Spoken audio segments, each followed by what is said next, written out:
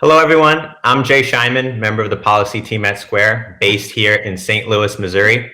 Thank you so much for joining the Square Town Hall, a conversation with St. Louis small businesses.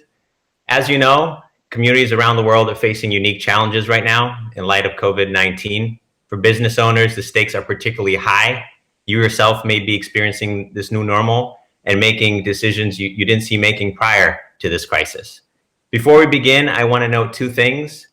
On squareup.com, we have a dedicated resource hub for small business owners, so feel free to check it out after the call. Additionally, the conversation here will last roughly 60 minutes. It is recorded, so if you happen to miss something or wish to share with a friend who couldn't join, the link will be posted on YouTube after we conclude the discussion here. Without further ado, I am grateful to introduce our speakers today, all of whom have businesses in the St. Louis region. And to our speakers, I just want to know, as I introduce you, please just raise a hand or smile so folks can acknowledge the name with the face. So firstly, we have Randy Vines, co-creator of STL Style. Leigh Woods, owner of Cocktails, a beauty bar.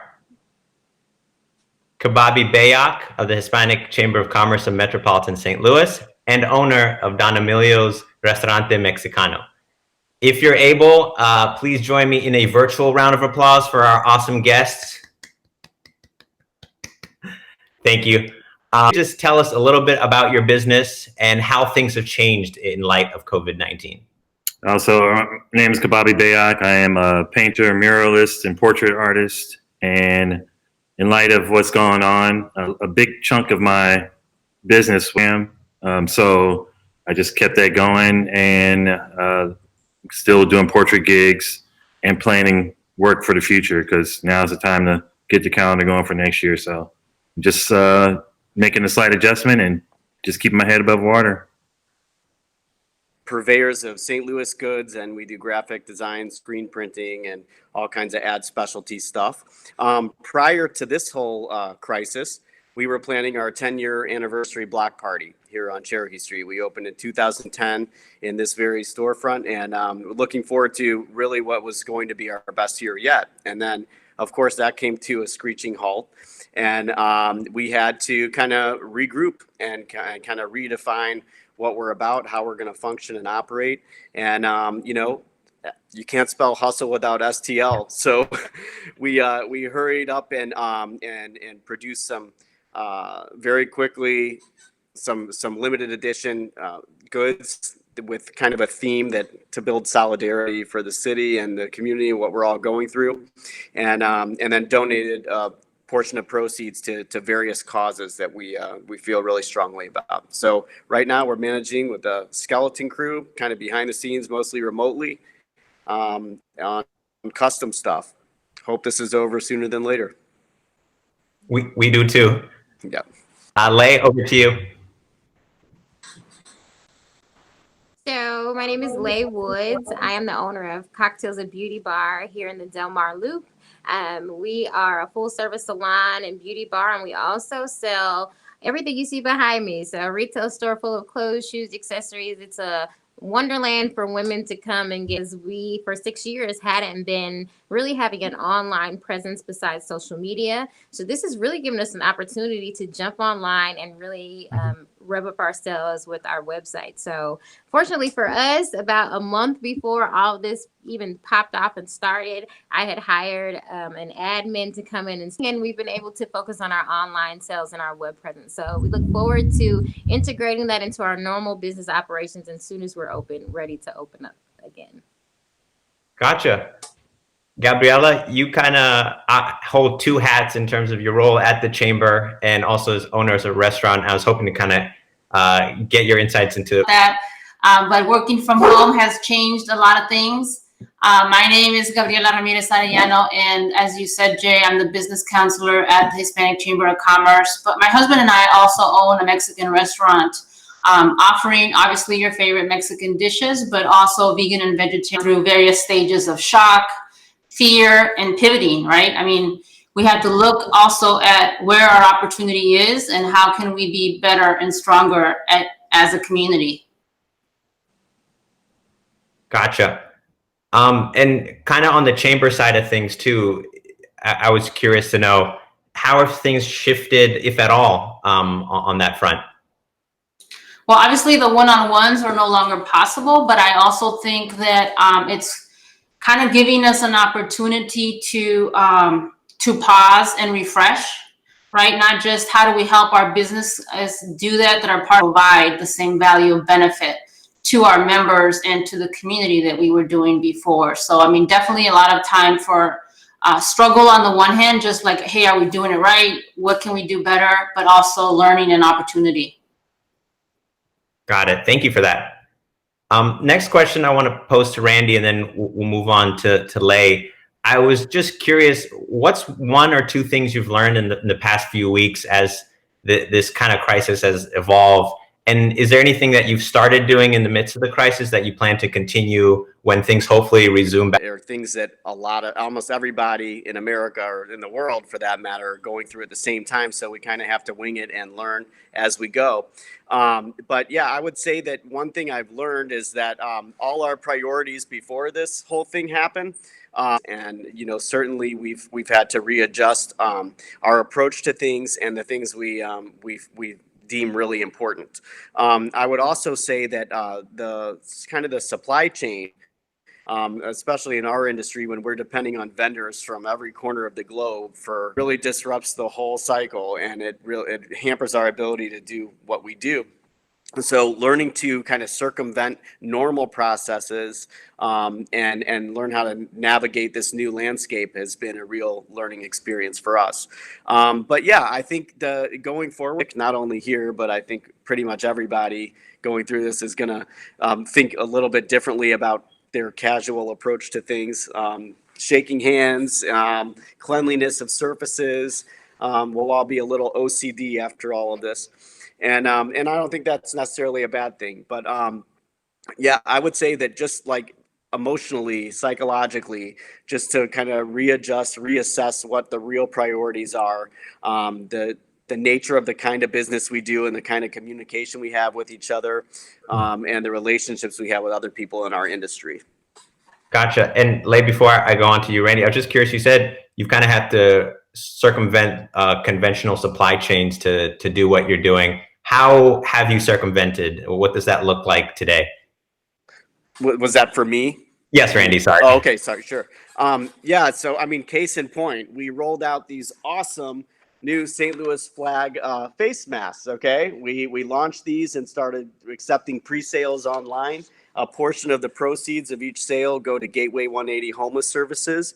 The thing is, our supplier overseas is subject to all kinds of new security, screening, and safety checks.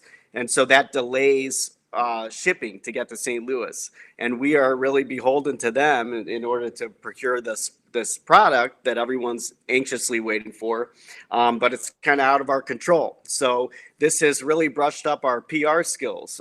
We get inundated with literally hundreds of emails a day asking if there's an update, and we have to just field it as personally as we possibly can, and also as efficiently, and just be really honest and transparent that look, we're on this, it's out of our control, and we want them as bad as you do, kind of thing. Got it. Appreciate that extra insight there. Sure. Lay, same question to you. What have you learned in the past few weeks? And is there anything that you've started doing that you kind of plan to continue to do once things return back to normal? For the world. But also, what's most important is that we are a salon, so we're very hands-on, very intimate. So keeping everyone safe and keeping everybody from contracting anything, we have to incorporate a lot of new procedures in order to keep people at a safe distance. Implementing in the salon, because we were just done. Once they said we had to shut down, we were just done. But now when we come back into our space, we're going to have to heavily implement masks, also social distancing, which can be difficult when you're trying to wash someone's hair, right? Right. So, allowing walk-ins to come in, we won't be able to do that as much. It'll have to be by appointment only, which really can hinder a lot of our business. So we're working off the logistics for how that will look now, and also being able to maybe adapt to a bigger space where we can spread out a little bit more and open up the space so that people feel comfortable while they're visiting us for their services. So a lot of things are changing around here, but we're used to that. We've already overcome the trolley situation, so now we've got COVID, but you just learn to adapt. Anything can happen at any time, and as a business owner, you just have to keep pushing forward. So we've done that before, and here we are doing it again. As Randy noted at the top there, you can't spell St. Louis without hustle, so we're definitely hustling. Kababi, Got that reversed. Oh, my bad. Sorry. Let it be known, I am a card-carrying dyslexic, so I will shift things every which way. So, no, I appreciate the correction, though. Kababi, same question to you. You noted at the top that schools were kind of a point of basically where you were working, and that has shifted. Anything else shifted? Yeah, because of all this, luckily before this started, I feel very fortunate that last 2 years I've been doing a lot of murals, and that I taught myself how to spray paint and work outside. So even just yesterday, a friend of mine asked me to do her porch. So now I'm thinking about porch art. I'm very fortunate that my career, I'm already isolated. So I'm in my studio by myself. Every now and then somebody comes over. But I think I'm going to go to Restaurant Depot, and right by my door, I'm going to get one of those hand sanitizer pumps, because people like to come through and flip through prints every now and then. And so just thinking about those little details. But yeah, definitely plan on doing more outdoor work, and just keeping up with everybody else is doing. Just let them know that I'm mindful. Might as well design one or two, because I plan on rocking mine for the rest of the year. So they can open up all they want, but I'm still covering my face. And Gabriella, same for you as well.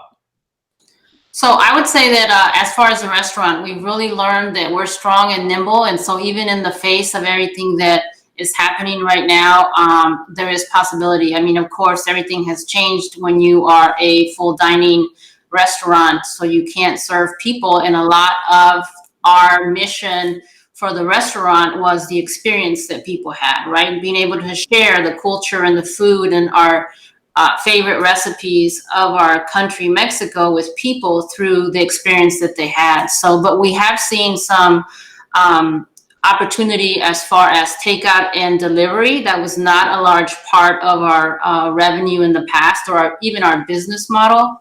But to be able to see that we are sustaining through that, it helps us really notice that we were missing that piece of it, right? So now it's, hey, how can we continue this going forward? Because before we relied so heavily on the dine-in service, and now we're actually seeing, hey, there is a market for us to be able to provide a similar experience, not exactly the same for people, through the pickup and the delivery. Got it. And Gabriella, on that note, have you shifted your menu in any way to kind of accommodate for that curbside / pickup, or is it business as usual, except with the curbside added? You know what? When you're a business owner, you're working so much in your business, you don't always have time to be working on it. And even as a business counselor, I know the things that we should be doing, but sometimes it's just like, you know what, we're ready to roll with it. So we actually kept our menu as is. Because we didn't want to then have to answer all the questions and the calls of a totally new menu that would be rolled out. When you're in the food business, I feel like people like what they like, and you got them used to one thing. So if you change it up at the last minute, they just get frustrated. So that would affect a whole nother side of my mental space, right? Like the reviews and the questions, and how do I then deal with that? So we decided to actually just keep the menu as it is. Good point. Yeah, I don't think most folks would understand kind of the intricacies associated with shifting, particularly during this particular time. So thank you. Leah, I wanted to pose this question to you. Randy, is there a particular service or product that you've seen folks drawn to more so than before? Not particularly. I think people are just happy that we have our products online now. There's nothing that we sell really that people are drawn to. We added the mask. We blinged out mask. So everybody needs a mask now. So I don't care what you sell. You need to be selling masks if you're going to be selling anything because everybody wants one right now. So particularly that product because everybody needs it. And like I said, we didn't have an online presence before. So now that we do, people are just happy to see that. But honestly, people are calling. They've been calling to get back in here to get all their services down just to a regular brow wax. So people are ready to get out. But like Kababi said, I don't care what they do. We will not be back until at least June or July until we see some progressiveness and cases going down, decreasing and not increasing. So it's just really important that we keep ourselves safe. And if we aren't here to service customers, then what are they going to do after that? So right now, we're just, like I said, continue to push online and we're getting those masks as fast as we can. Gotcha. I saw some already chatter about requests for blinged out masks, so watch out. Awesome. On the mask note, Randy, you noted the STL mask that you showed earlier. In addition to that, have there been other aspects or other products that folks have been kind of clamoring for? Well, sure. Actually, not to be so selfishly self-promoting, but our Flatten the Curve shirts, it's a limited edition design that we did because the arch lends itself so naturally to being a trend line like you see on the news.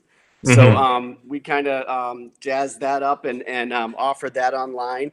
And 100% of the profits from sales of those shirts went to the Gateway Resilience Fund.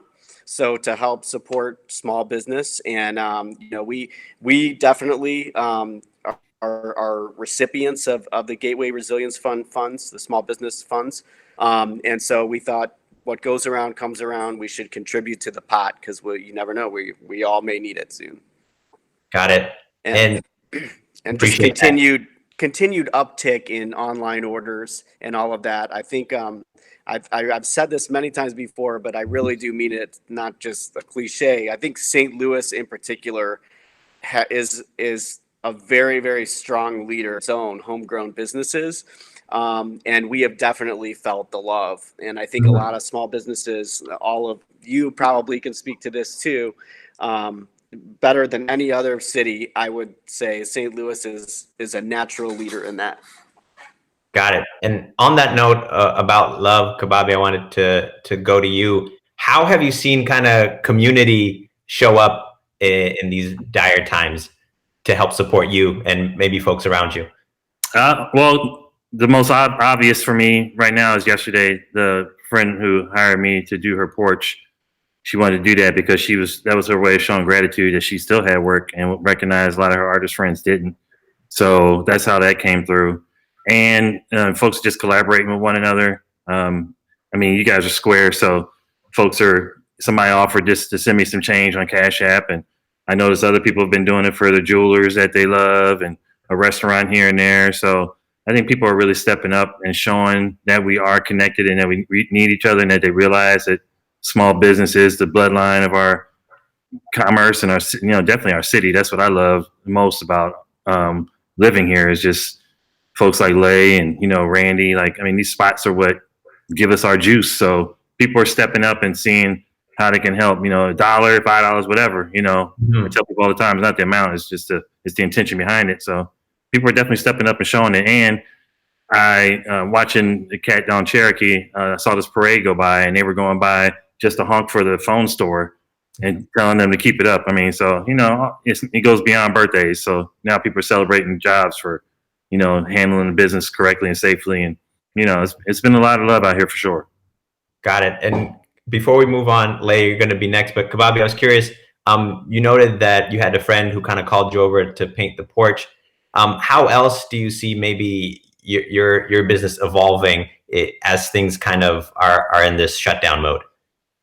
I'm appreciating that I do portraits because I sometimes get in, areas that I want to work and I forget about it. But the fact that people are hiring me now to do portraits, I think that's a big testament and a statement, one that they appreciate my work and likewise, I want to show, letting this be an example to other artists you know, about how, like, I keep hearing the word pivot. Like, we got to pivot. So I invited some creatives over to my studio to do some music while I painted. And so we were collaborating and letting that really, you know, do something cool for the people stuck on IGTV all day. It's like, how can we offer something to that? So I like to keep that up going while we move forward, like doing some more studio series. Got it. Appreciate that. And Lay, kind of to my initial question, how have you seen community show up from your vantage point? Well, it's been really sweet because, you know, we take a lot of deposits. So for services to come. So before this happened, you know, everybody had their appointments booked. We got regular 2-weekers, 3-weekers that are already paid up. So we're like, you know, we're going to go ahead and refund everybody because unfortunately it won't be open. And they say, hey, no, keep it. You know, keep that deposit. You may need it or whatever. And don't worry about it. Next, when I do reschedule, I'll just pay again. I've got clients that are sending me payments and saying, hey, this is for the haircut that I wish I could get. Right. So, you know, that just blew me away when I started seeing people just spending money like, well, I'm not going to be there this week. It's my nail week, but here's my money anyway. So, you know, it's mind blowing how much support you can get from your customers when it really, really matters. And the fact that you don't even have to ask for it. They just automatically do it. So I can't wait so that we can reopen and really just show our appreciation back. And just have them come in and us pamper them because they're going to be looking a mess anyway. So we got to get them back together. We got to get it back together. So yeah, everybody's been really sweet and kind. And I think we've seen things before, but nothing to this magnitude. And so it's really allowing people to show, you know, just their camaraderie. And it's great to see. Got it. I'm definitely in that category of wishing for a haircut one of these days. So watch out. Gabrielle, I have a question about resources, but before then, I just wanted to go back to Randy. You noted the Gateway Resiliency Fund. How else have you seen kind of St. Louis show up for small businesses? You know, an interesting shift in kind of the social and industry culture here. Prior to this, there are other companies that kind of do what we do, and I guess would be considered competition, so to speak. And now it seems like those lines have been blurred and washed away, and that people are kind of rising to the occasion, taking this opportunity to kind of band together, collaborate more than compete, and, you know, bring everybody up together at the same time. And there's one notable contribution by Tiny Little Monster. It's a great print shop here. I think they're based in Shrewsbury, and they've engineered the whole Here for Good campaign, which has now gone, I think, nationwide, and a way to drum up buzz, support, visibility for small businesses all over the United States, and also, you know, pad their own pockets a little bit in the process, which they for sure deserve to do. But it's those kinds of things, those gestures, and this kind of sense of like, we're in this together, we sink or swim together, that I think could be a silver lining after all this is over. Agree with you on that. Gabriella, we're trying to get some free business counseling advice right now. There seems to be a ton of resources out there, particularly in our region. And I was curious just kind of what you've seen and maybe what resources folks aren't particularly noticing that you may like to share here. Yeah, sure. So definitely, like Randy said, there is so much collaboration happening, and it's amazing. So it's really important to take advantage of that collaboration. But I would say even step back and reach out and ask for what you need. I think that a lot of times we're not clear on what it is that we need for our business.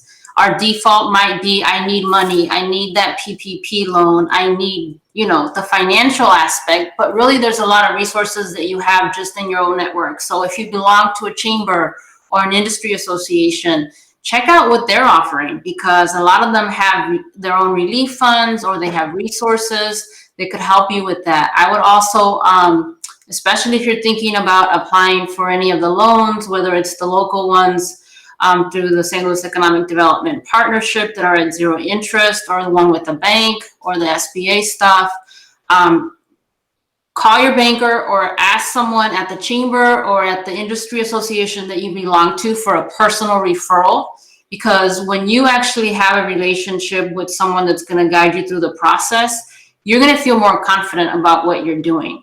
There's all this conversation right now about the SBA relief. So the PPP funds ended, and so now there's going to be a whole new funding cycle. But is that really the best option for you as a small business owner, right? They keep talking about the forgivable piece, but are you really going to be able to meet the requirements to make that loan forgivable? And if not, what are the other options that the city is offering that could be helpful? I mean, some easy things are just call your creditors, call your vendors and let them know, hey, I'm struggling. What can you do, or how can you help me? Even if it's just a deferment. But if we don't ask, I think that it goes and we don't even think that that's an opportunity. The other one I would say is the vendors. Square is a prime example. You guys have been amazing through this process, reaching out to us at the restaurant to say, hey, here's some new tools that we have that you could use. Hey, we're giving the marketing platform for free. Make sure you're taking advantage of it. So the vendors that you use also have amazing resources. And then I would say, last but not least, the Entrepreneur Service Organization. So SCORE, SBDC, Missouri SourceLink, the St. Louis Economic Development Partnership. They've all really expanded their scope of services. So they're not just offering advice. They have funding options. They have grant options. They have webinars that you could listen to. I guess my biggest takeaway is ask for what you want. Unless people know, whether it's the community or the nonprofits or the organizations, unless they know and you're clear about what you need, it's going to be hard to reach out because you're trying to do too many things at once. So, I mean, I've just seen amazing collaboration, amazing community. So, I mean, I even put something out on Facebook and LinkedIn because I'm doing a lot of stuff around language access. Just saying, hey, I'm so frustrated. There's not enough language access. And like 2 minutes later, someone connected me to a translation company owner. And in less than an hour, they had decided and donated all their work pro bono to ensure that the city, the county, and St. Charles had translation services. So, but, you know, we have to ask. And I think that that's the thing, too. Sometimes we're paralyzed and not really sure what it is that's really going to help us move forward. I can send you some additional resources and links. I want to like shout out the grants and stuff, but those go so fast. It's almost not, you know, if you don't get it in the minute, they're closing up. I do know that Invest St. Louis or Invest STL just released one on Monday. And those applications, if you're in certain zip codes in St. Louis, are due by May the 1st. So that's one option that's still open right now. But I mean, the grants are so hard just because everybody's trying to access them at the same time. So it's really key to know what do you need and what's really going to help you move your business forward. Thank you, Gabrielle. That's an incredibly comprehensive list of resources. I also wanted to kind of get your insights a little bit more as a representative of the Hispanic Chamber. What are some things that audience members will not be cognizant of as it pertains to the Latinx community here in St. Louis? You noted kind of language being one barrier potentially. Are there other barriers to accessing some of these resources that you mentioned that are very particular to the Latinx community? Yeah, I would say they're particular to the Latinx community, but also particular to minority communities in general, and immigrants specifically. So language access, technology access. I mean, everything's online. We're all doing virtual, but not everybody has used Zoom before or has the capacity to really fill out an application because maybe they don't have a computer at home or they don't have internet. So it's, you know, thank God and Apple for the phones, the smartphones that allow us to do all those things. But imagine filling out an application on your phone for a grant. Right. So technology still it remains, I think, a large challenge for our communities. And then just the trust, right? We haven't had necessarily the outreach in a lot of communities so that they trust the service providers. So even though you might see an opportunity for help, you might not reach out just because you're not familiar with them. You've been maybe in a fraud or a scam situation in the past, and so you're not sure, especially when we're talking about banking, which also, I mean, a lot of our communities are unbanked or underbanked. So when I say, hey, talk to your banker, it's like, well, who would that be? I don't have a bank. Got it. As I noted, that's incredibly helpful in a number of resources that you just mentioned there. I hope folks are taking diligent notes. Randy, I was curious, in addition to the resources that Gabriela just mentioned, have you found any particular ones that have been helpful for you or kind of folks you've been talking to in light of this crisis? I don't necessarily think anything beyond what Gabriella just shared. I think there's a lot of resources out there. Of course, everyone's clamoring for the same pot. But I've noticed some more localized kind of business district initiatives. I think there's one in the Grove. I know there's one, Show Up for Cherokee Street, that is trying to, amass some funds for the street side businesses here. And those kinds of things are really helpful, hyper local for brick and mortar shops like ours and others. I think really the truth is, as Gabriella mentioned, that grants are really, they can be kind of daunting. You got to have the time and the wherewithal to go and apply and submit all the documents they're asking for.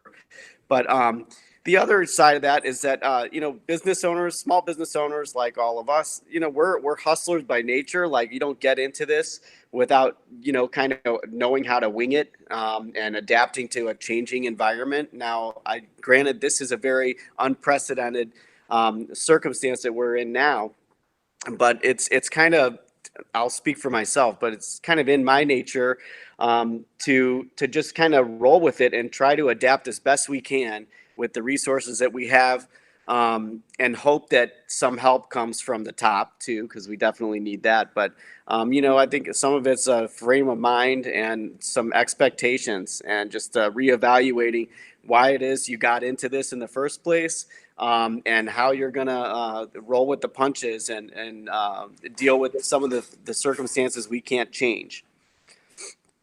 Thank you, Randy. I appreciate that. And Leigh, I saw you raise your hand, so I'll shoot to you.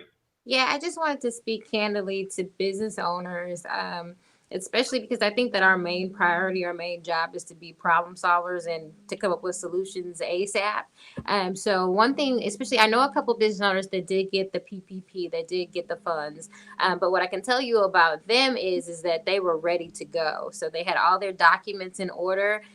So whenever they went and filled out their application, they just shot over their payroll, they shot over their taxes, whatever documentation, it was there. So as a business owner, we never know when something's going to happen. So it's really important, if you don't learn anything else from this, is that you learn to keep your documentation in order, and that you learn how to, just file when you need to and have everything ready, because that's going to be the deciding factor between whether you get something or you don't. So like Gabriella was saying, a lot of these pots of money, it's down to the minute. You got to get all your stuff in. So if you're scrambling to find this document or that document or pull these numbers together, then more than likely you're not going to do it.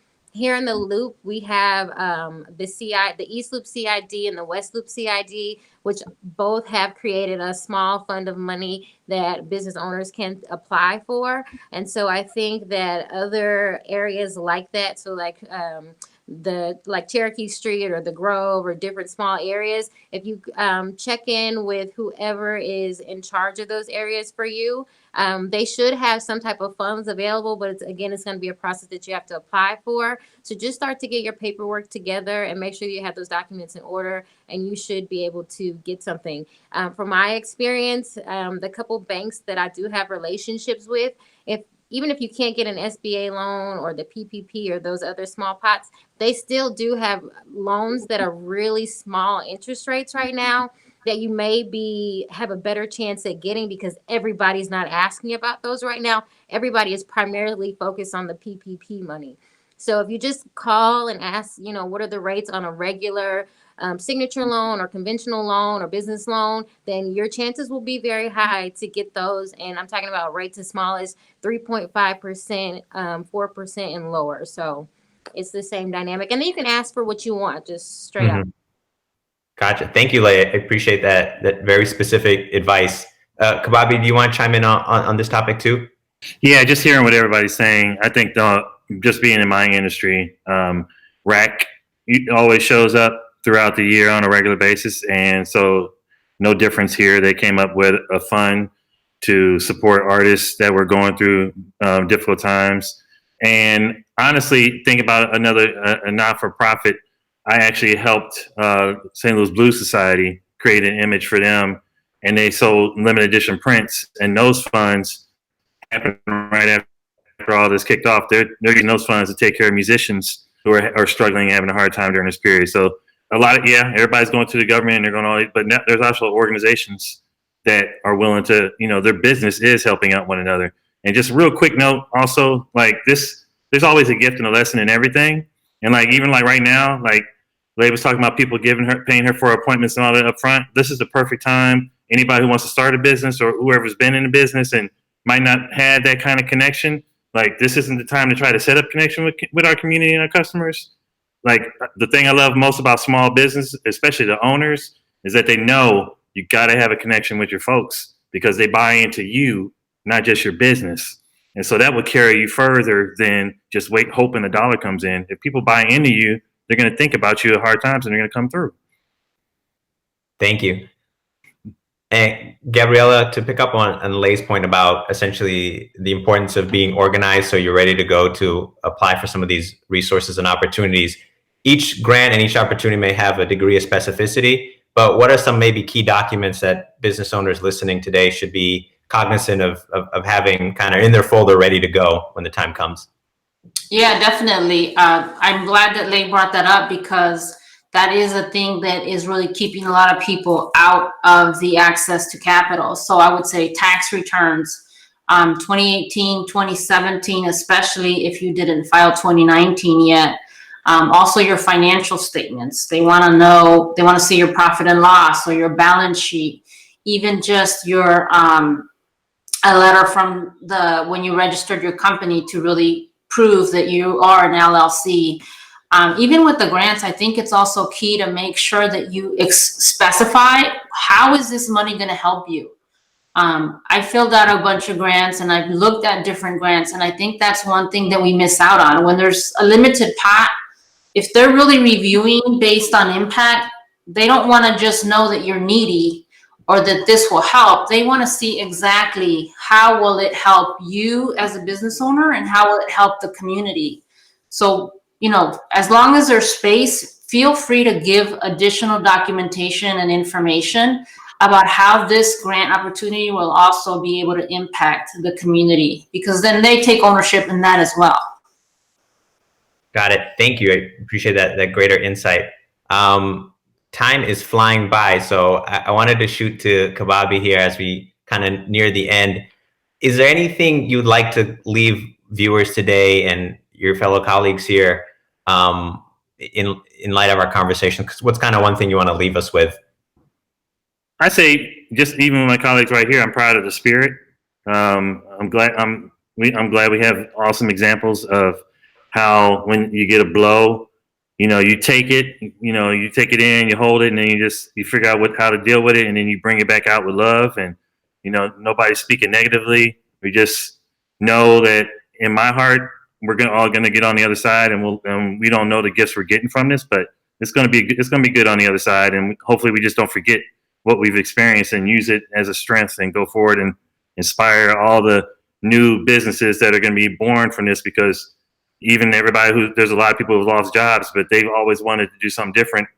They might have just got blessed with the opportunity to go for their dream. So hopefully they got examples in us of saying, all right, we're here, we do it, let's show you how, let's make it happen. Got it.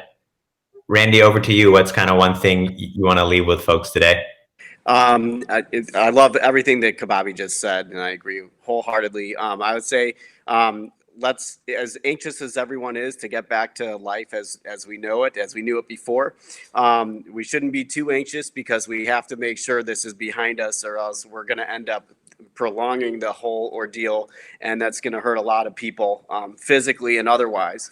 But one thing I think is a really good takeaway is that I think everyone should pay special attention and notice and appreciate our service industry people like cashiers at the grocery store, baggers, healthcare workers, waitresses, and all the other industries where we maybe took for granted before. All of this, and now we realize how necessary their role is in our society, in good times and bad, and that there are going to be a lot of small businesses that don't come back after this, and just remember that the ones that do depend very much on your loyal support, and then hopefully we'll see a better day in the future after all this. Thank you, Randy. Gabriella, same question to you. Well, I love Kababi's statement about the gift and the lesson. I would also go back and say that this is the pause that refreshes us. So we're like, what, about a month into the whole pandemic, where we've gone through like shock and, okay, new strategy, let's pivot. But let's also stop and look at the vision for our recovery. You know, what are the things I could do right now so that when my business is back online or back in person, that I have, like Lay mentioned, all the new protocols and the new processes to make sure that the store is clean and that the people are safe. So what's that vision for recovery? Thank you. Lay, you get the last word. Ooh. Okay, so I really want to speak to the business owners that, because there's people that opened a business maybe a week or a day before we had to close, right? And I've been in that position before. I've been a new business right before they broke ground on the Charlie. So I can totally speak to the fact that this is a lesson that you got to keep going, and it's not going to get any easier, and it could not get any worse, but it is what it is. So no matter what happens through COVID, you got to get ready for the next thing. So there's a really good book called Who Moved My Cheese that I really recommend that a lot of new business owners read. It's by Dr. Spencer Johnson, but it's just, you got to be ahead of the curve. There's always going to be a shift, and you got to be 10 steps ahead of it. So if you're ready, you don't have to get ready. So just take this as a lesson, continue to listen to books, read tapes, look at what's happened before, because I promise you, this is not going to be the last time that something like this happens, but you have to be ready for it. So next time this happens, you'll know what to do. So just keep your head up. Keep focusing on what you need to do to keep your business what you envisioned it to be, because it totally can be that. And I don't want anybody to give up. I just want you to really use your resources. So you can reach out to me. I'd be happy to help. Lay at cocktailsofbeautybar.com. And I'd love to talk to anybody, because I want people to stay encouraged and know that this is not the end for you. So that's it. Cool. Thank you, Lay, for the insightful words, and also an additional book I got to add to my ever-growing reading list. So we'll see if I get there. Thank you to all of you. I know these are incredibly difficult times, and time is incredibly precious, particularly now. So we greatly appreciate you taking the time to share with the grander audience as to how we can kind of make it out of this situation. I ask everybody viewing if you join me once again in a virtual round of applause to our awesome guests. Greatly appreciate y'all's time. And that concludes our conversation here. I will remind folks that we have a resource hub at squareup.com. So check it out if you're looking for additional resources or guidance. And I'll see everybody on the internet. So have a good rest of the day. All right. Take care, y'all. See ya. Thanks so much. See ya. Thanks for having me. Thank you.